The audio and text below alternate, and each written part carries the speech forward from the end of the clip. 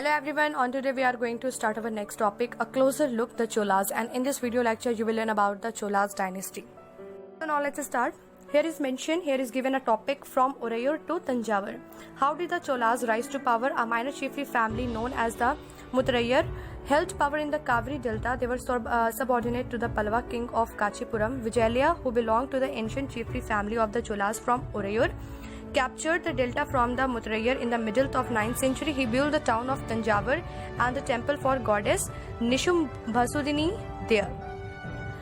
इसमें हम ये स्टडी कर रहे हैं कि किस तरह से चोलास की जो पावर है वो राइज अप हुई थी, किस तरह से उनकी पावर्स इंक्रीज हुई थी. एक माइनर चीफली फैमिली थी जिसे मुतरैया के नाम से जाना जाता था, जो कि कावेरी डेल्टा में जिनके पास काफ़ी पावर थी, काफ़ी पावरफुल थे कावेरी डेल्टा में. और ये जो थे ये कांचीपुरम के पलवा किंग के क्या थे, सबऑर्डिनेट थे, यानी उनके सामंत थे.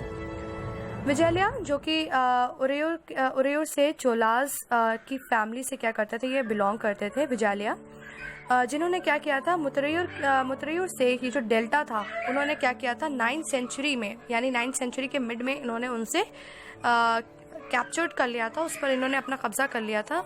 और उन्होंने क्या किया था, एक टाउन बनवाया था जिसका नाम था Thanjavur.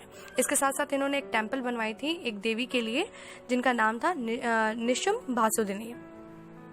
The successors of Vijayalaya conquered neighboring regions and the kingdoms grew in size and power. The Pandyan and the Pallava territories to the south and north were made part of these kingdoms. Raja first, considered the most powerful Chola ruler, became king in 985 and expanded control over most of these areas. He also reorganized the administration of the empire. Raja's son Rajendra I continued his policies and even raided the Ganga Valley, Sri Lanka and countries of Southeast Asia, developing a navy for this expedition.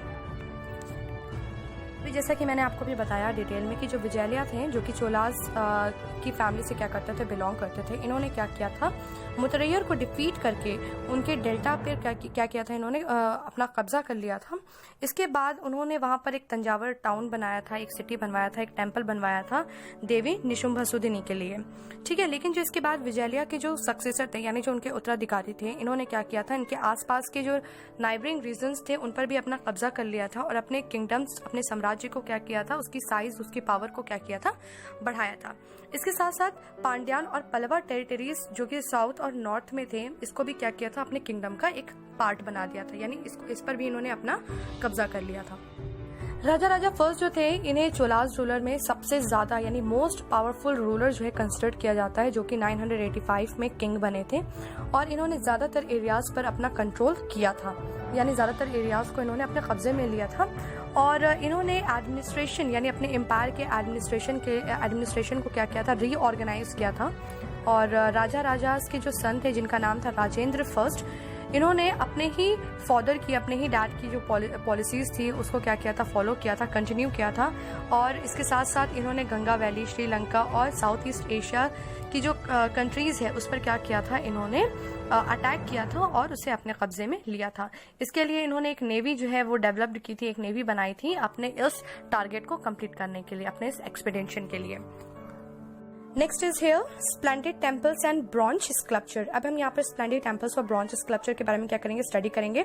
The big temples of Thanjavur and Gangaikonda Cholapuram built by Raja and Rajendra are architecture and sculpture marvels. Chola temples often become the nuclei of settlements which grew around them. These were centers of craft productions. Temples were also endowed with lands by rulers as well as by others. Thanjavur और गंगाईकोंडा चोलापुरम के जो बड़े बड़े temples थे, ये राजा और राजेंद्र ने क्या किए थे, बनवाए थे, बिल्ड करवाए थे, जो कि एक आर्किटेक्चरल और स्कल्पचर मार्वल्स का क्या है, ये एक पीस है.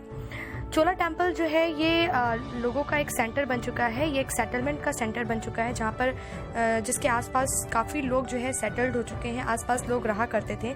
यहाँ पर क्राफ्ट का प्रोडक्शन भी काफ़ी किया जाता था, जिसकी वजह से ये एक क्राफ्ट का सेंटर भी बन चुका है. रूलर्स और अदर पर्सन्स के दिए गए हुए लैंड पे क्या किया जाता था, टेम्पल्स को बनाया जाता था. और इस लैंड पे जो भी प्रोड्यूस होता था, जो भी टैक्सेस कलेक्ट किए जाते थे, वो यहाँ पर जो मंदिरों में, जो टेम्पल्स में वर्क करते हैं या फिर इसके आसपास के एरियाज में रहते हैं, जैसे कि priests, garland makers, cooks, sweepers, musician और डांसर्स, इनके रिक्वायरमेंट्स को क्या किया जाता था, उससे फुलफिल्ड किया जाता था. उनको वेजेस यानी सैलरीज वगैरह क्या किए जाते थे, प्रोवाइड किए जाते थे. अगर हम दूसरे वर्ड्स में कहें तो टेम्पल्स जो है ये सिर्फ वर्शिप का प्लेस नहीं है, ये सिर्फ एक पूजा का स्थान नहीं है, ये जो है एक इकोनॉमिक, सोशल और कल्चरल लाइफ का भी क्या है, एक सेंटर है, केंद्र है। Among the crafts associated with temples, the making of bronze images was the most distinctive. Chola's bronze images are considered among the finest in the world, while most images were of deities. Sometimes images were made of devotees as well. यानी इन सभी crafts जो कि temples में क्या किए जाते थे, बनाए जाते थे, एसोसिएट किए जाते थे, इनमें सबसे ज़्यादा जो पॉपुलर था, सबसे ज़्यादा जो यूनिक चीज़ थी वो क्या थी, ब्रॉन्ज इमेजेस थी, जो कि बनाई जाती थी चोलास के टाइम पे, चोलास के रूलिंग टाइम पे। चोलास ब्रॉन्ज इमेजेस जो थी ये पूरे वर्ल्ड में सबसे ज़्यादा फाइनेस्ट वर्क जो है क्या किया जाता था, कंसिडर किया जाता था, माना जाता था, जिसमें जो है देवी देवताओं यानी डाइटीज़ यानी देवी देवताओं की इमेजेस जो थी वो बनाई जाती थी। और कई बार ऐसा भी होता था कि उनके डिवोटीज़ यानी उनके भक्तों की भी इमेजेस जो है उस पर बनाई जाती थी। Next is here agriculture and irrigation. Many of the achievements of the Cholas were made possible through new developments in agriculture. Look at map 2 again. Notice that the river's Kaveri branches off into several small channels before emptying into the Bay of Bengal. These channels overflow frequently, depositing fertile soil on their banks. Water from the channels also provide the necessary moisture for agriculture, particularly the cultivation of rice. अब हम यहाँ पर study कर रहे हैं agriculture और irrigation के बारे में। चोलास की जो ज़्यादा तौर पे जो अचीवमेंट्स थी वो पॉसिबल हो पाई एग्रीकल्चर के न्यू डेवलपमेंट की वजह से। अगर हम मैप सेकंड को हम देखेंगे, दोबारा देखेंगे, तो हम ये नोटिस करेंगे जो रिवर कावेरी है उसकी ब्रांचेस जो हैं कई स्मॉल चैनल्स पे क्या हुई हैं, डिवाइड हुई हैं बे ऑफ बंगाल में जाने से पहले। और ये जो चैनल्स हैं इनके कंटिन्यूअस फ्लो की वजह से, इनके फ्रिक्वेंटली ओवरफ्लो की वजह से बैंक्स यानी किनारों पर क्या हो रहा है, फर्टाइल सॉइल जो है वो डिपॉजिट हो रही है। और इन चैनल्स से जो वाटर मिल रहा है वो काफ़ी मॉइस्चर जो है वो प्रोवाइड कर रहा है, किस चीज़ के लिए, एग्रीकल्चर करने के लिए और राइस के कल्टीवेशन के लिए। Although agriculture had developed earlier in other parts of Tamil Nadu, it was only from the 5th or 6th century that this area was opened up for large-scale cultivation. Forest had to be cleared in some regions. Land had to be leveled in other areas. In the delta regions, embankment had to be built to prevent flooding, and canals had to be constructed to carry water to the field.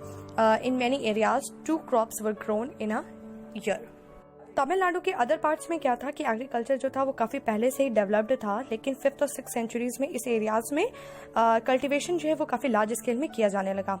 Forest को forest को कुछ regions में क्या किया जाने लगा, cleared किया जाने लगा, लैंड्स को जो है लेवल्ड किया जाने लगा, उसे बराबर किया जाने लगा। और डेल्टा रीजन्स में जो है फ्लड से प्रिवेंशन करने के लिए यानी फ्लड से प्रिवेंट करने के लिए, फ्लड को प्रिवेंट करने के लिए एम्बैंकमेंट्स जो है वो बनवाए जाने लगे। इसके साथ साथ फील्ड्स में वाटर को पहुंचाने के लिए कैनाल्स भी कंस्ट्रक्ट किए जाने लगे, नहरें भी बनवाई जाने लगी।